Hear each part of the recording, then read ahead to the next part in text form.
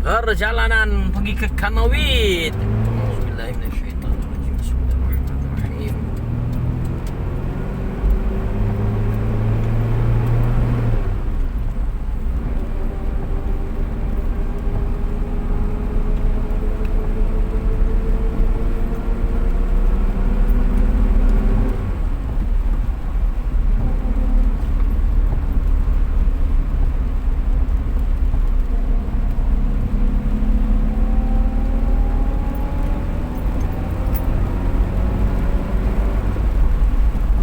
Kanawit.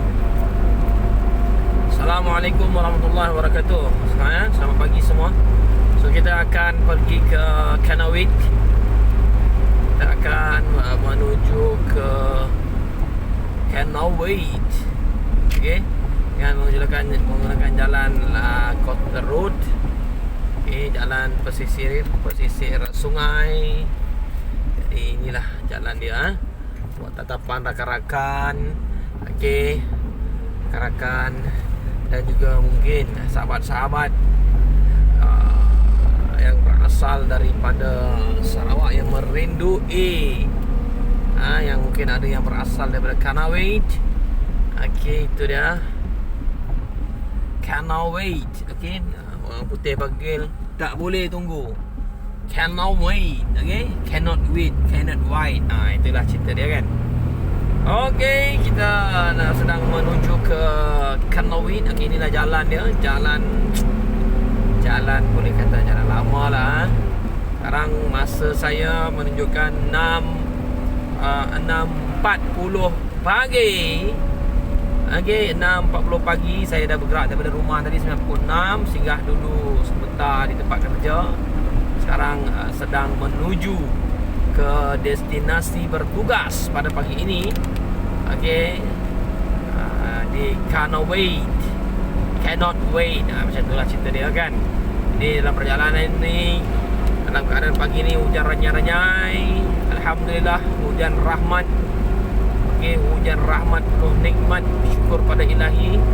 Allah bagi kita lagi kesempatan untuk kita meneruskan kehidupan sebagai hamba-Nya di dalam muka bumi ini. Okey. Itulah Allah bagi kita lagi ruang dan peluang. Jadi kalau kita nak jalan-jalan ni, okey, kita doa jangan lupalah. Okey, doa keselamatan, semoga perjalanan kita tu diberikan dilindungi. Okey, macam biasalah. Bismillah, kita tawakal Allah, wala haula wala quwwata illa billahil aliyyil azim. Dan satu lagi kita baca apa dia? Subhanallazi sakhara lana hadza wa ma kunna lahu muqalimun. Doa banyak-banyak pada Allah semoga perjalanan kita tadi dilindungi daripada segala mara bahaya, insya-Allah. Jadi antara tips lah kalau kita nak jalan jauh dan sebagainya, kita bacalah suratul kursi, ayatul kursi, ayatul kursi, surah kursi, ayatul kursi. Allahu la ilaha illa huwal hayyul qayyum, la ta'uzuhu sinatun wa la nawm, lahu ma fis samawati wa ma fil ardh, ما ذا الذي يشفع عنده إلا بإذنه يعلم ما بين أيديهم وما خلفهم ولا يحيطون بشيء من علمه إلا بما شاء وسع كرسيه السماوات والأرض ولا يؤوده حفظهما وهو العلي العظيم. Inilah jalan kita nak pergi ke Kanawit. Okey, Kanawit. Okey, bertugas saya bekerja di Sibujaya. Jadi jarak di antara Sibujaya ke Kanawit ini lebih kurang 35 km lah. Begitu Cuma dia ada dua jalan. Yang ini kita pakai jalan Coastal River, ataupun saya tak tahu nak kata macam mana, pesisir sungai lah. Pesisir sungai. Okey, jadi agak pendek sedikit jarak dia, 35 ke 36 km. Kalau kita menggunakan jalan yang baru, yang jauh daripada sungai ini, maka sekitar 44 kilometer. Dia ada beza jarak 8 kilometer jugalah. 8 ke 10 begitulah kalau tak salah. Okey. Jadi inilah dia pemandangan pemandangan sekitar kita nak pergi kerja. Inilah dia pemandangan sekitar suasana. Syukur alhamdulillah. Okey, jalannya tidak jam. Okey, jalannya lunak. Orang kata lunak kan. Lunak apa kan. Okey, jalannya orang kata apa, joros lah. Mantul. Okey, ada anak-anak Sarawak yang berasal daripada Kanawit. Okey, inilah dia jalan pesisir sungai. Kita nak menuju ke Pekan Kanawit. Okey, Pekan Kanawit ni pekannya tidaklah begitu besar. Okey, tidaklah begitu besar dan tempatnya penuh dengan kedamaian. Okey, salah satu daerah kawasan luar bandar, okey, di Sarawak yang berada di dalam bahagian sibuk dan berada di daerah Kanawit. Kanawit. Inilah dia sedikit paparan perjalanan menuju ke Kanawit dari Sibu Jaya. Okey, anak-anak kuatan, anak-anak jadi Sarawak yang berasal dari Kanawit, mungkinlah melepas kerinduan melihat ini yang berada di mana-mana sahaja. Okey, yang berada sama ada di bahagian lain Sarawak maupun di bahagian lain Persekutuan Malaysia, Johor, hinggalah ke negeri Perlis ataupun di luar negara. Jadi barangkali merindui suasana dapat tak dapat balik, dapat tengok jalan pun jadilah kan. Orang kata mantap. Jadi hari ini kita bertugas di Kanawit, okey, untuk menguruskan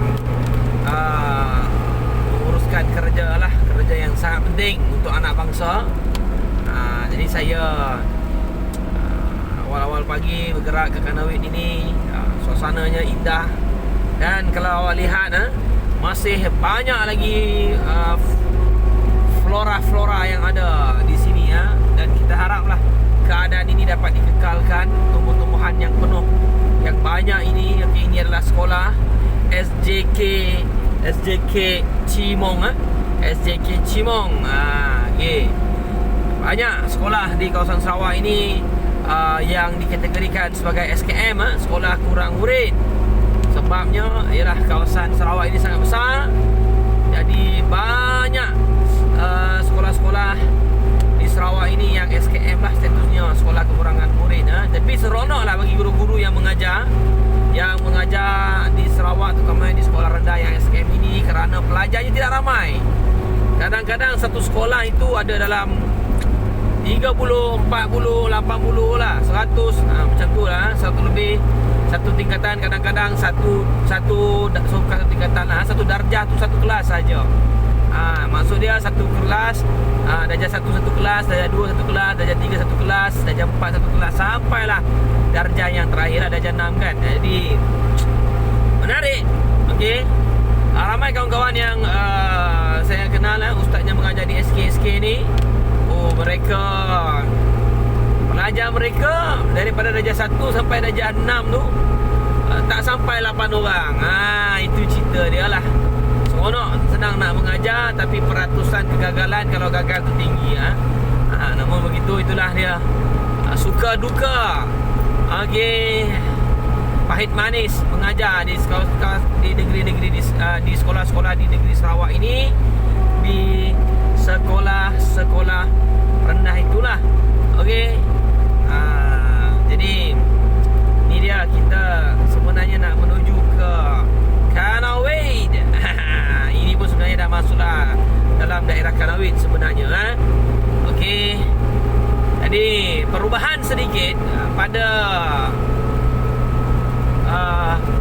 kita kata perubahan yang berlaku lah dalam tempoh 3-4 tahun ini. Okey, sekarang sudah ada laluan. Okey, sudah ada laluan untuk pergi ke Song dan Kapit menggunakan jalan darat ya, dan sudah pastinya akan melalui jalan menuju ke Kanawit ini. Jadi anak-anak Sarawak, orang-orang Sarawak lagi yang berasal daripada Song dan Kapit, alhamdulillah, syukur kepada Tuhan, tidak lagi perlu seperti dululah menunggu express boat yang kadang-kadang perkhidmatannya itu ada sehari 2 kali kerana ia melihat kepada pasang surut air. Okey, dan risiko lah, risiko untuk balik ke kampung lah. Namun ia adalah satu tradisi, satu suasana yang susah kita nak dapat lah. Okey, yang mana ekspres ni telah lama. Namun hari ini kerana sudah ada perhubungan jalan dengan adanya pembinaan jambatan dan sebagainya, dan laluan-laluan yang telah dibina, maka hari ini bersyukur kepada Tuhan.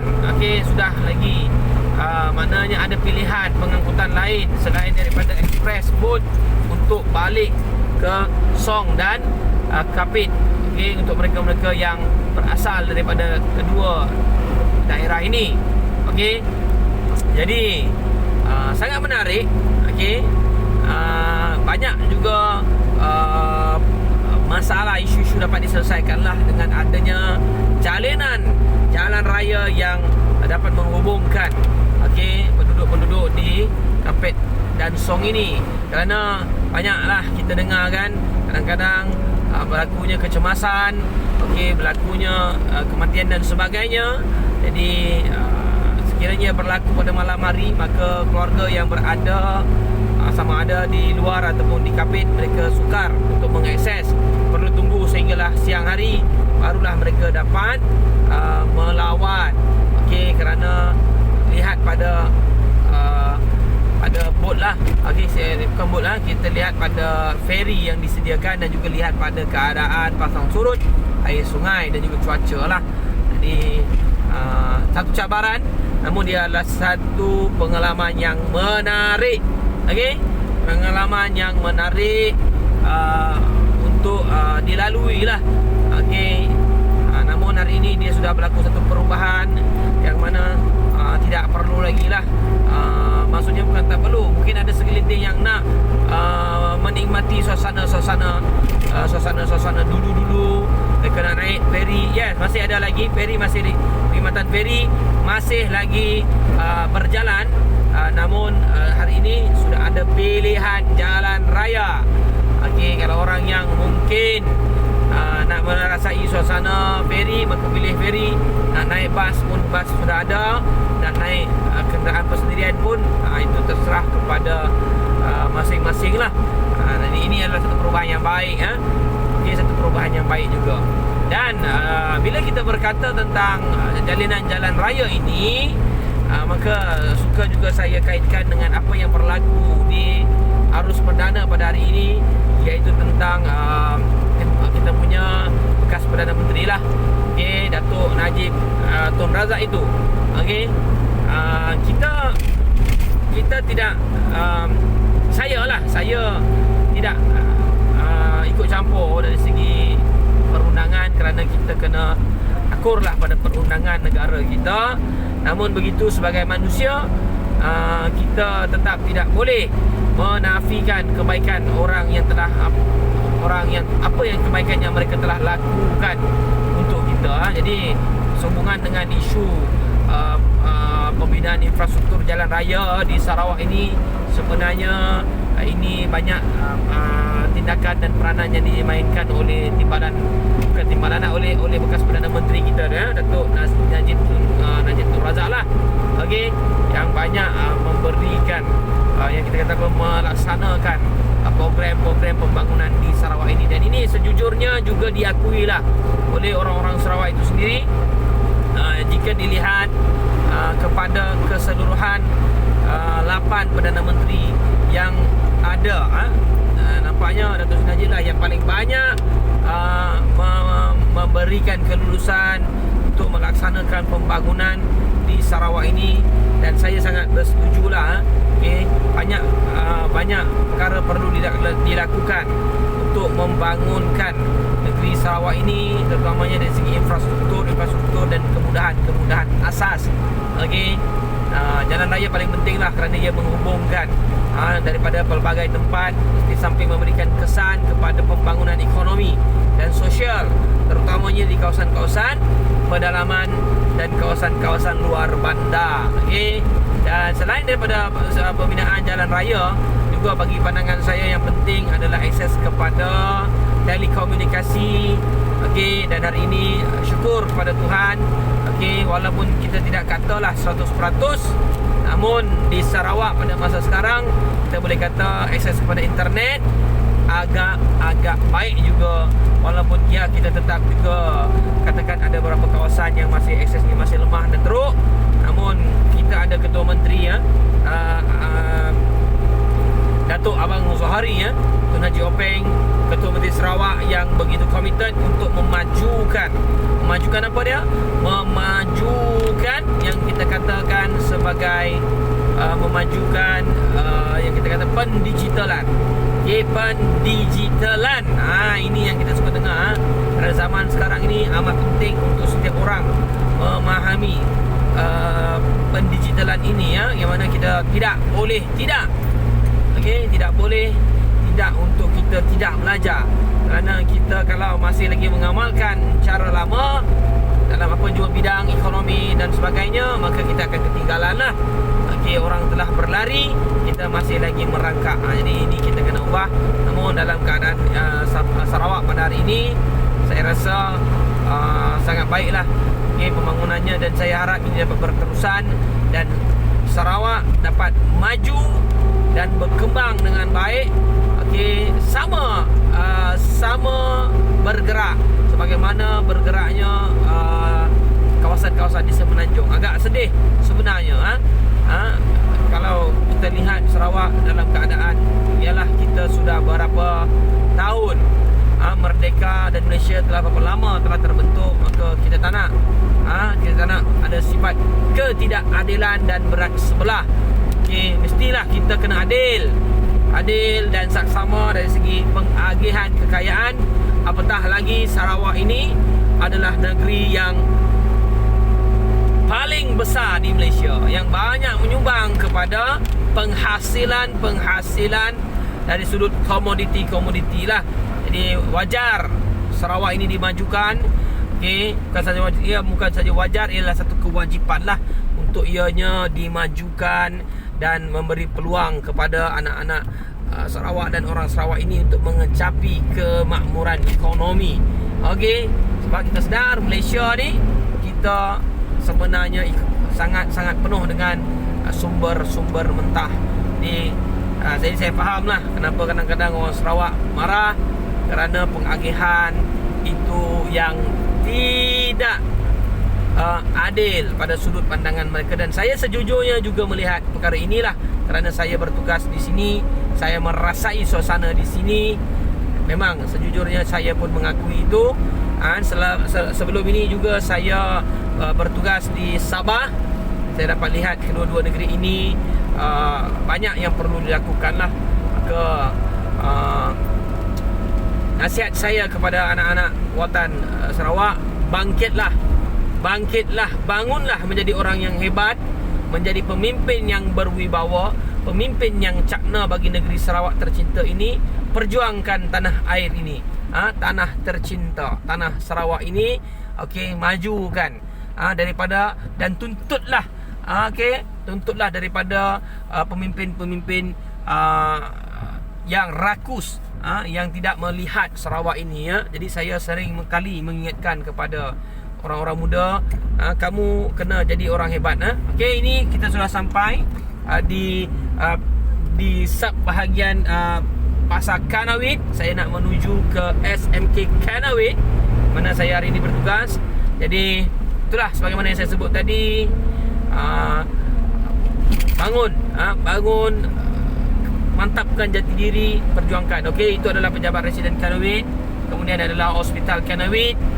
Okey, bangun dan perjuangkan hak anak negeri Sarawak ini ya. Okey.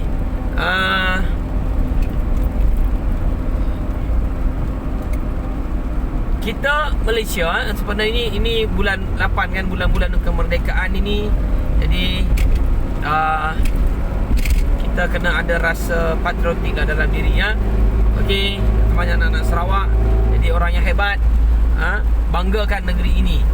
Saya pun tadi tak habis juga nak cakap pasal Datuk Seri Najib kan. Jadi kita sebagai manusia begini ya, apa yang baik orang buat kita kena puji, apa yang jahat orang buat kita kena terima hakikat bahawa kesalahan yang apa yang dia telah lakukan itu dia perlu bayarlah. Jadi kita tidak boleh menyokong perkara yang salah. Yang salah tetap salah. Okey, yang baik yang dia buat kita ucapkan terima kasih. Okey, begitu jugalah mana-mana pemimpin yang ada dalam negara kita. Yang salah tetap salah, yang baik tetap kita puji satu kebaikan. Cuma ia menjadi pelajaran kepada kita supaya kita menjadi orang yang amanah. Okey, ini adalah SMK Kanawit. Itu dia SMK Kanawit. Kita telah sampai ke SMK Kanawit. Kepada bekas-bekas pelajar yang belajar di SMK Kanawit mungkin rindu, inilah sekolah kamu. Okey. Jadi kita hari ini akan menjalankan tugas di sini. Nampak tu macam taman bah. Okey. Saya telah sampai ke destinasi tujuan untuk bertugas pada hari ini. Ya, itu dia. Mantap Pak Abu orang kata kan. Jadi semoga Joros dan kita akan parking dulu Okey.